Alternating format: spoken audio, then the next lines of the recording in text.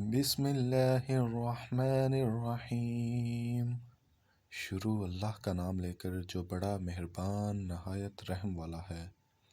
In the name of Allah who is the most merciful and the most beneficent۔ قُلْ أَعُوذُ بِرَبِّ النَّاسِ، کہو کہ میں لوگوں کے پروردگار کی پناہ مانگتا ہوں۔ Say I seek refuge in the Lord of mankind۔ مالک الناس، یعنی لوگوں کے حقیقی بادشاہ کی، the king of mankind۔ الہ الناس، لوگوں کے معبود برحق کی، the god of mankind۔ من شر الوسواس الخناس، شیطان وسوسہ انداز کی برائی سے جو خدا کا نام سن کر پیچھے ہٹ جاتا ہے۔ From the evil of the sneaking whisperer۔ الذی یوسوس فی صدور الناس، جو لوگوں کے دلوں میں وسوسے ڈالتا ہے۔ Who whispereth in the hearts of mankind۔ من الجنۃ والناس، وہ جنات میں سے ہو یا انسانوں میں سے۔ Of the jinn and of mankind۔ سورۃ الناس میں اللہ تعالیٰ کی 3 صفات سے یاد کر کے اس کی پناہ مانگنے کی تلقین کی گئی ہے۔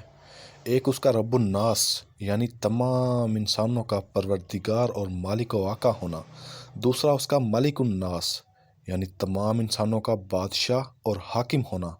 تیسرا اس کا الہ الناس، یعنی انسانوں کا حقیقی معبود ہونا۔ ان 3 صفات سے استفادہ کا مطلب یہ ہوا کہ میں اس خدا کی پناہ مانگتا ہوں جو انسانوں کا رب، بادشاہ اور معبود ہونے کی حیثیت سے ان پر کامل اقتدار رکھتا ہے۔ یہی نہیں بلکہ وہی رب، بادشاہ اور الہ ہے، اس لیے اس کے سوا اور کوئی ہے ہی نہیں جس سے میں پناہ مانگوں، اور حقیقت میں پناہ وہی دے سکتا ہے۔ سورۃ الناس میں توحید کی اقسام ثلاثہ کی طرف اشارہ کرتے ہوئے جن و انس کے قبیل سے تعلق رکھنے والے ہر وسوسہ پیدا کرنے والے سے اللہ کی پناہ میں آنے کی ترغیب ہے۔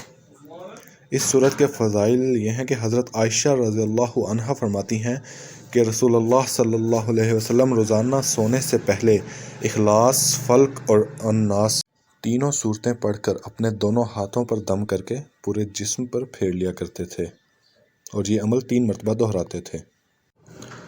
The benefits of Surah An-Naas are that it let us know about the bad and right way of life. In this surah, we have got that Allah is the creator and Lord of humankind.